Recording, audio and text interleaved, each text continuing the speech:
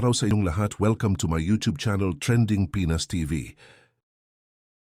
Ngayon bigyan natin ng reaksyon ang isang tarot card reader sa ating bansang Pilipinas na si Jay Costura. Lumapit sa kanya ang ama sa isang missing na seaman at ito na ang lumabas sa baraha ni Madam Jay Costura. Ang nilalaman sa tarot ay sabay nating reaksyonan kung bakit umiiyak ang ama sa isang missing na seaman.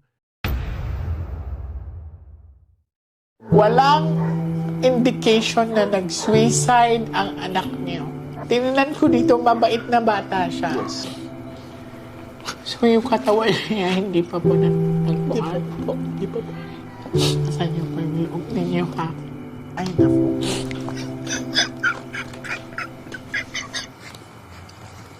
Kailan po ang birthday niyo, sir? Feb 22. Okay.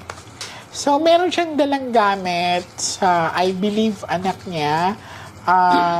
Hindi ko lang ipapakita yung picture, pero titingnan natin kung ano ipapakita sa mga baraha. Okay?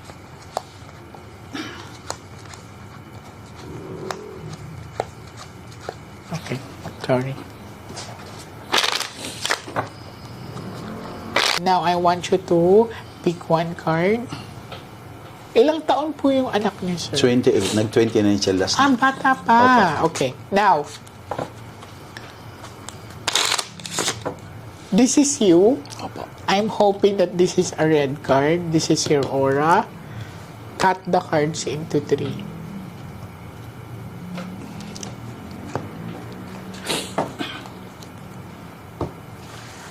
Kuha ka po ng 7 cards of total. Lagay niyo po dito. Isa po kayong barangay. Captain po. Captain, ayan. So, maraming salamat po. 4, 5, 6, 7. Okay. Now, sir, ito ay gamit ng anak nyo. Pag may lumabas na jack dito, sir, from the first set of the cards, so last 12 siya yan.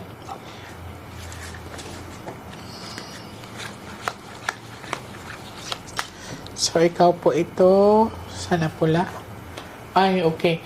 So, this one, wishing for a red card, pero hindi. So, may pag-aalala ka.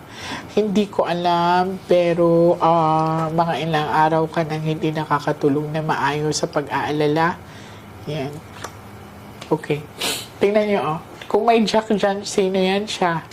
So, this is father and son, kung makikita nyo. No? So, nag-aalala ka sa anak mo.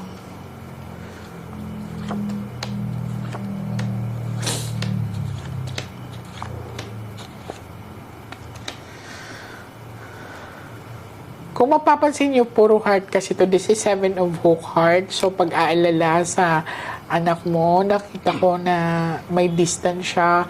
I feel water. So I can see seaman siya. Opo.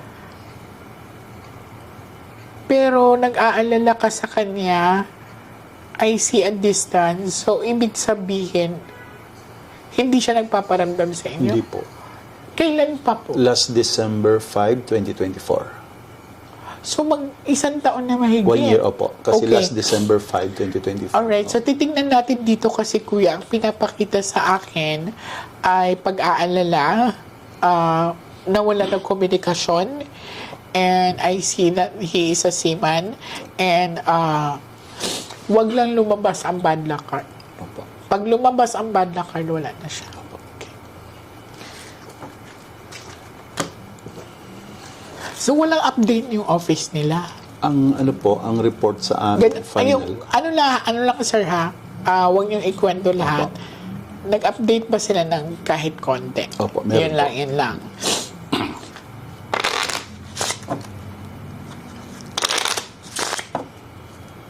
Cut the cards into 3.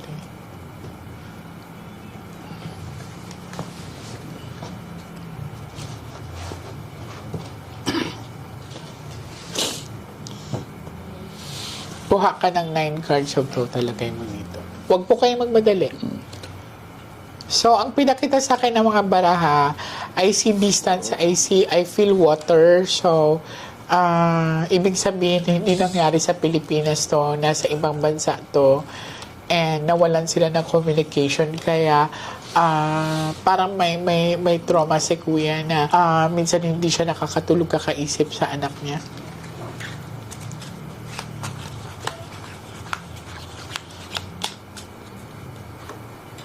Two hearts.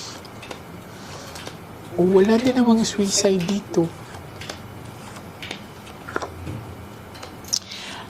Uulitin ko, pag may jack dyan, siya yan.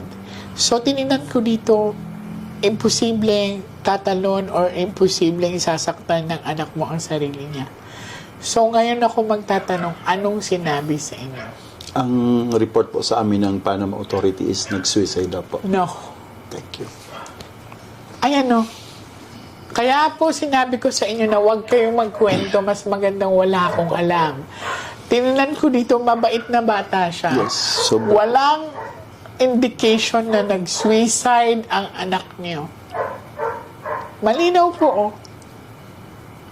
Kayo po ang buhay na testamento na hindi tayo nagkwentuhan.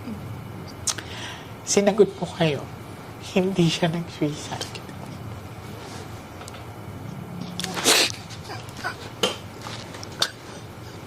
Asan niyo po yung loob ninyo, ha? So, yung katawan niya, hindi pa po natagpuan. Hindi pa po. Hindi siya nag-suicide. Opo, thank you so much. Bakit yun po ang sinabi nila sa inyo? Yun nga ang malaking question po, ma'am. Kasi talagang hindi kayang gawin yun ng anak ko. Kasi unang-una, finish contract na. Tapos na-promote pa siya. Kuya, ako na po ang nagsasabi sa inyo. 100%. Malinaw po na hindi siya nagpakamatay. Opo. Walang indication na he will harm himself. Walang indication na nagpakamatay siya, tumalon siya, or anything. Sinagot 100% po kayo, ha? 100% Last 12 po. cards.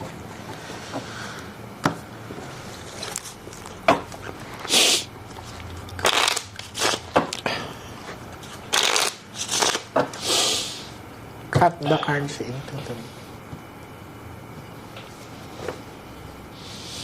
Mag-pray lang po kayo na lumabas ang alas na puso or alas na bulaklak. Pag yan lumabas, ang taas ng chances na he's still alive, baka nasa isang lugar lang siya.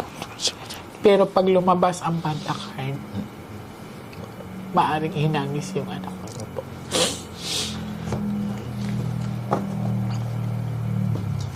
Kuha po kayo ng last 12 cards of total.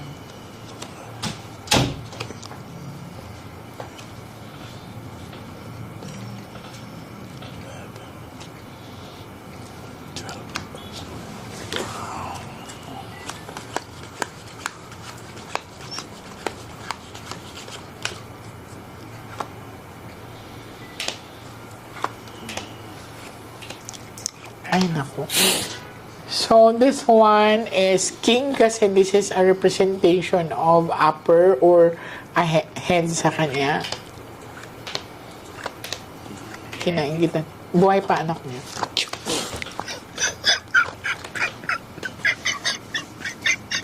Maring iniwan po ito.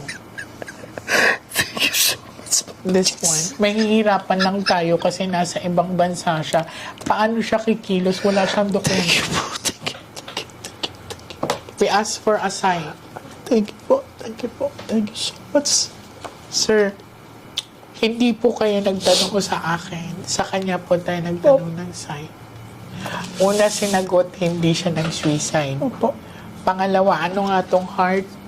This is life. Hindi ko po sinabi sa inyo na, sir, dito po kayo mabunot dahil nandito ang heart. Ay, dito siya.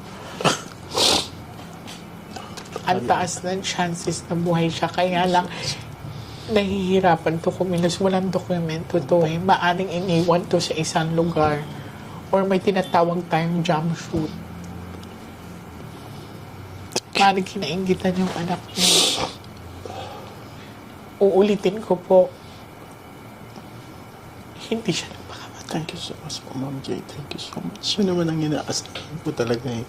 Kaya, effort talaga kung paano ako makakontak sa inyo. Buti na lang, yung isa niyong kliyente, yung nabala yung bride, doon ako nag-communicate, and then luckily si Ma'am Melo naman very accommodating. Okay. So siya po yung naging guide para makapunta pa ako dito. So thank you so much. Ako dapat magpasalamat sa pagtitiwala niyo sa akin. Kasi nakikita ko po, ma'am, yung mga niyo hula, talaga lahat positive, maganda ang results. So sabi ko, tiyagaan ko na makapunta ron. Salamat.